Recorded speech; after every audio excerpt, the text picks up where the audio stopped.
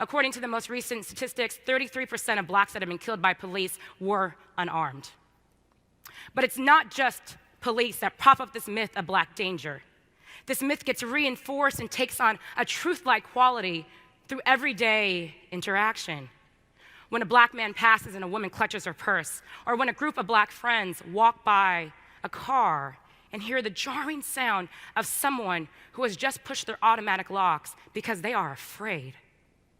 And I have friends on both sides of this. Black men with great jobs who just want to be viewed as a person and not as a threat after a long day of work. And I have really great white and Asian women friends who clutch their purse and walk quickly if they see a black man on a dimly lit street, and then feel ashamed and a need to over-explain their actions to me. And I've also been on the receiving end of having who I was reduced to someone else's false perception of how much of a danger I posed. Last year, I was coming back from a trip, and I was singled out by the TSA agent. I thought that I had left a water bottle, like I often do, in my bag, but he ushered me to a separate area, and then 2 more TSA agents surrounded me, and I knew in my gut that something bad was about to go down. The lead TSA agent proceeds to accuse me of bringing a weapon into the airport. When I insisted that I did not bring a weapon into the airport, he produces a piece of costume jewelry, a double ring that I had picked up for $4 on vacation. It was like his gotcha moment, and it was my super confused moment. He then accuses me of bringing brass knuckles, a deadly weapon, into a United States airport. I was almost at a loss of words, which is rare for someone like me, but I politely pointed out to him that the ring was plastic, it wasn't brass, and these weren't knuckles, it was just a ring that went over 2 fingers instead of 1 finger. But have you ever talked to someone and felt like you didn't exist?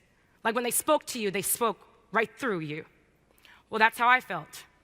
He got more angry at my explanations, looked me in my face and said, "You people always lie. I know that this is a weapon, and I'm not going to let someone dangerous like you board a plane today."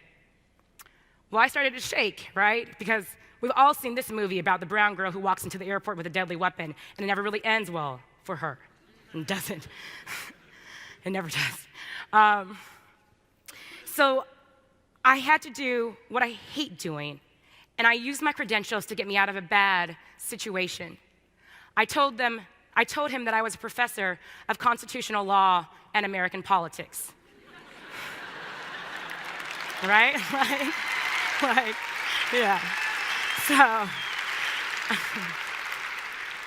I told him I cited U.S. Criminal Code, landmark Supreme Court decisions, and rules from the Homeland Security Rulebook because I also teach civil liberties. And then he started to get very nervous. He asked what school I worked at. I told him he Googled my name and the blood drained from his face, right?